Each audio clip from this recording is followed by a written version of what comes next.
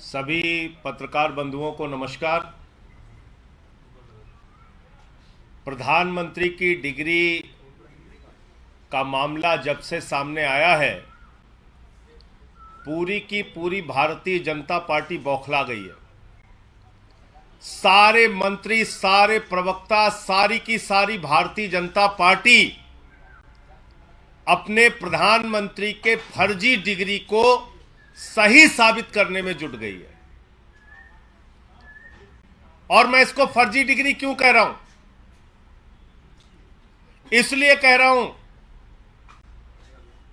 कि प्रधानमंत्री जी ने जो डिग्री सार्वजनिक की है, प्रधानमंत्री जी की जो डिग्री गृह मंत्री अमित शाह जी के द्वारा प्रेस कॉन्फ्रेंस में दिखाई गई है, वो डिग्री अपने आप में कई सवाल खड़े करती है। अभी सिलसिलेवार करके मैं आपके सामने बताऊंगा। लेकिन एक बात बहुत स्पष्ट है कि भारत के चुनाव आयोग का नियम यह कहता है कि अगर आप अपनी संपत्ति के बारे में कोई गलत जानकारी देते हैं, अगर आप अपनी डिग्री के बारे में कोई जानकारी गलत देते हैं, तो आपकी सदस्यता रद्द हो सकती है। यानी भारत के प्रधानमंत्री की डिग्री जांच करा ली जाए, वो फर्जी निकलती है, तो मोदी जी की सदस्यता पूरी तरीके से रद्द हो जाएगी। वो न सांसद बचेंगे, न चुनाव लड़ने के योग्य बचेंगे, क्योंकि एक बहुत बड़ा फर्जीवाड़ा है भारत के प्रधानमंत्री की ओर से। तो इसलिए अब मैं आपको सिलसिलेवार करके बताऊंगा कि इनकी डिग्री फर्जी कैसे। नंबर एक, ये वो डिग्री है जो गृह मंत्री अमित शाह ने प्रेस कॉन्फ्रेंस करके दिखाई थी और कहा था कि प्रधानमंत्री की मास्टर डिग्री ये है। गुजरात विश्वविद्यालय से उन्होंने मास्टर ऑफ आर्ट्स किया है। अब इस डिग्री में देखिए आप, नकल के लिए भी अकल चाहिए होती है, लेकिन इस नकल में अकल का इस्तेमाल नहीं किया गया। यहां पर यूनिवर्सिटी लिखा हुआ है और यूनिवर्सिटी की स्पेलिंग में विक्ट्री का वी जो आता है, उसके इस्तेमाल की जगह बैट का भी इस्तेमाल किया गया है। यह हो गया यूनिवर्सिटी। तो हमारे मोदी जी यूनिवर्सिटी से पढ़ाई किए हुए हैं और इसी सर्टिफिकेट में एक जगह और यूनिवर्सिटी लिखा हुआ है, नीचे उसकी अंग्रेजी ठीक लिखी हुई है। यहां बी आ गया, यहां पे विक्ट्री का वी आ गया। ये देखिए आप, इसी सर्टिफिकेट की बात कर रहा हूं जो गृह मंत्री जी ने दिखाई।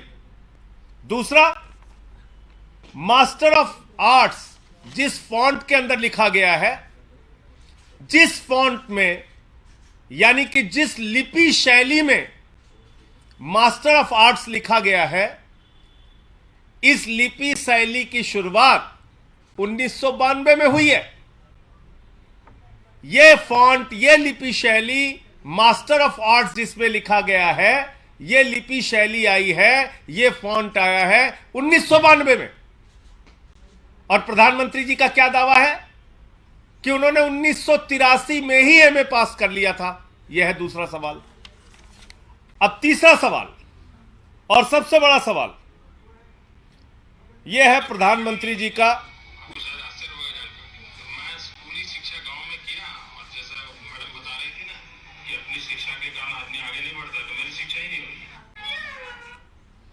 तो ये प्रधानमंत्री जी का वक्तव्य है, मेरा नहीं, माफ कीजिएगा। यह किसका वक्तव्य है?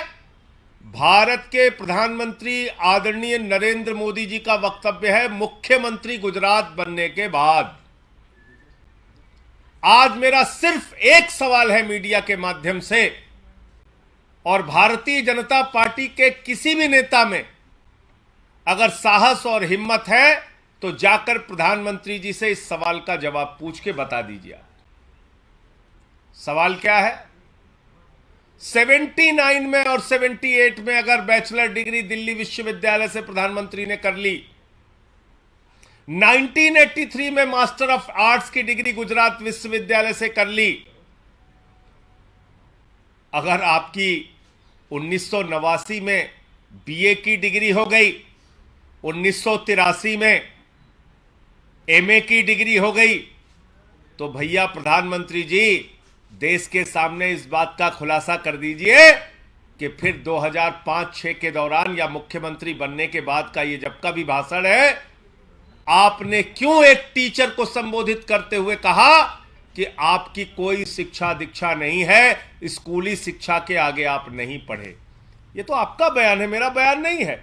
ये बयान तो आपने दिया है प्रधानमंत्री जी, ये बयान आपका है, मेरा बयान नहीं है। मैं स्कूली शिक्षा गांव में किया, और जैसा मैडम बता रही थी ना कि अपनी शिक्षा के कारण आदमी आगे नहीं बढ़ता, तो मेरी शिक्षा ही नहीं हुई। मेरी शिक्षा ही नहीं हुई, ये नरेंद्र मोदी जी गुजरात के मुख्यमंत्री बनने के बाद कह रहे हैं एक टीचर को संबोधित करते हुए। तो भैया जब आपने 79 में बीए कर लिया, 83 में एमए कर लिया, फिर 2005-6 में आप क्यों झूठ बोल रहे हैं? इसका मतलब ये सच बोल रहे थे मुख्यमंत्री रहते हुए, जो उन्होंने कहा वो सच था, वो सच था। उसके पहले के जो उनके डिग्री के खुलासे हैं वो झूठे हैं, गलत हैं। और इसी तरीके से उन्होंने यूनिवर्सिटी से पढ़ाई की है, इंटायर पॉलिटिकल साइंस में यूनिवर्सिटी से पढ़ के आए हैं मोदी जी। तो इसलिए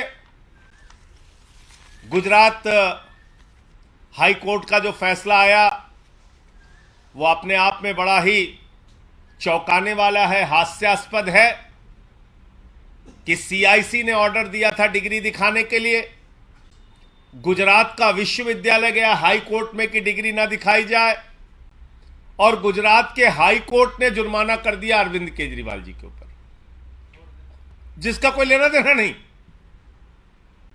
वो गए भी नहीं अपील में। तो इसका मतलब दाल में काला नहीं, पूरी की पूरी दाल काली है। और नकल के लिए भी अकल चाहिए, उस अकल का भी इस्तेमाल यह डिग्री दिखाते समय नहीं किया गया है। और बीजेपी की सारी लीडरशिप और स्वयं प्रधानमंत्री जी जवाब दें कि 79 में अगर आपने बीए किया, 83 में आपने एमए किया, तो 2005-6 में आपने क्यों कहा कि आपने कोई शिक्षा स्कूली शिक्षा के बाद नहीं की है? अर्थात या तो आपकी डिग्री फर्जी है या आपका बयान झूठा है, दो में से एक ही बात हो सकती है। आपका कोई प्रश्न हो आप पूछ सकते हैं। बीजेपी के लोग कह रहे हैं कि ये सवाल इसलिए उठाए जा रहे हैं क्योंकि जो भ्रष्टाचार के मामले में ध्यान रखाया जा सके।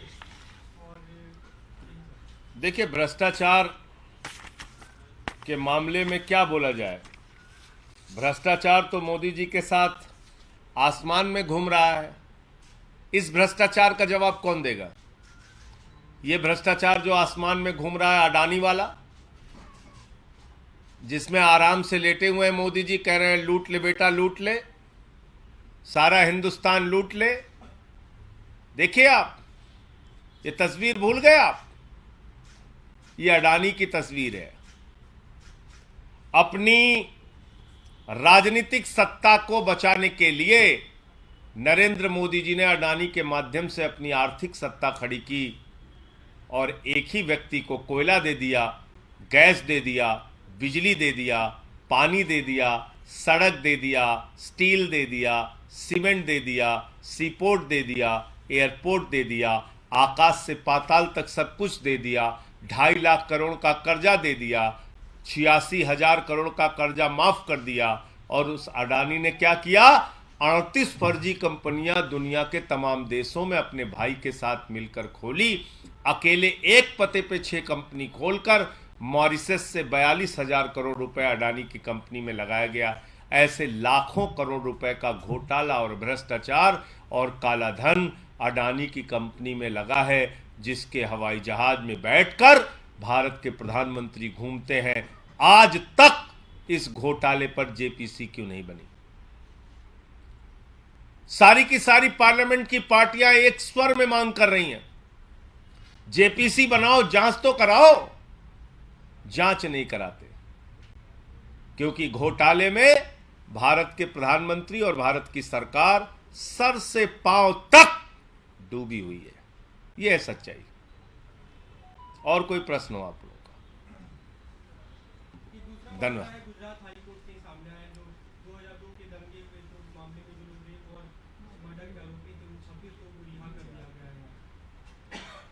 है। आप अभी इस प्रेस कॉन्फ्रेंस में जानकारी दे रहे हैं, मुझे इस पूरे घटना की जानकारी नहीं है, लेकिन मेरा अपना ये मानना है, नफरत की राजनीति, दंगे फसाद की राजनीति, गुंडागर्दी की राजनीति, समाज को तोड़ने की राजनीति इस देश को विखंडित करेगी और ऐसा करने वाले के खिलाफ सख्त से सख्त सजा होनी चाहिए।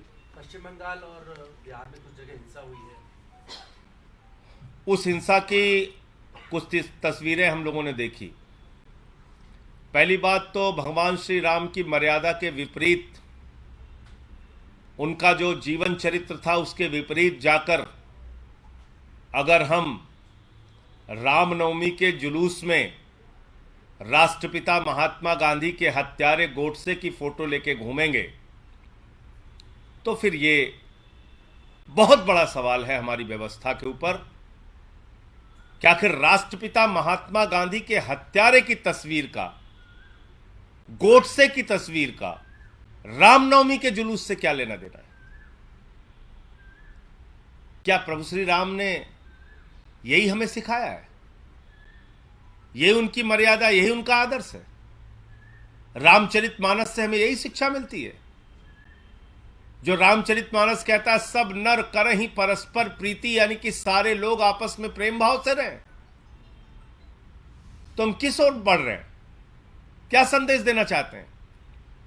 हिंसा करने वाले हिंदू धर्म के हों या मुसलमान धर्म के, किसी भी धर्म के व्यक्ति हों, किसी भी राज्य की हिंसा हो, उसके खिलाफ सख्त से सख्त कार्रवाई होनी चाहिए। और अभी तो सुप्रीम कोर्ट तक ने कह दिया, नफरत फैलाने वालों के खिलाफ जो लोग कार्रवाई नहीं करते, नफरत की भाषा बोलने वालों के खिलाफ जो कार्रवाई नहीं करती, वो सरकारें नपुंसक सरकार है। ये तो सुप्रीम कोर्ट की टिप्पणी आ गई है।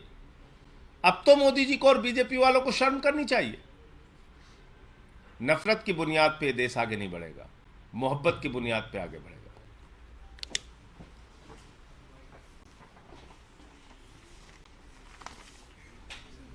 नमस्कार, मैं हूं मानक गुप्ता।